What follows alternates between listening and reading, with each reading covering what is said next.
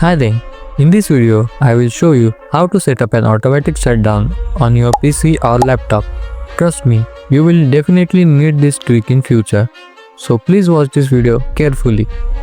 Hi there, I am Rushi and you are watching Code by Rushi. Let's get started.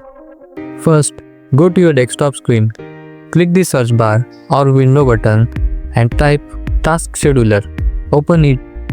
On the right hand side of the Task Scheduler window, you will see an option called Create Basic Task. Click on it. For the task name, type something like Auto Shutdown. You can write same thing in a description box. Once done, click Next. You will now see a question. When do you want this task to start? You can choose an option like daily, weekly, monthly, one time, and more. For this example, I will select one time. Then click Next. Now select the date and timing that you want to shut down to happen.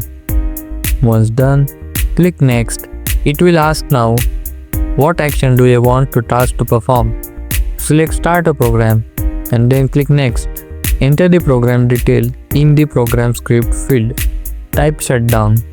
In the add argument optional box, type /s space /f space /t space 0.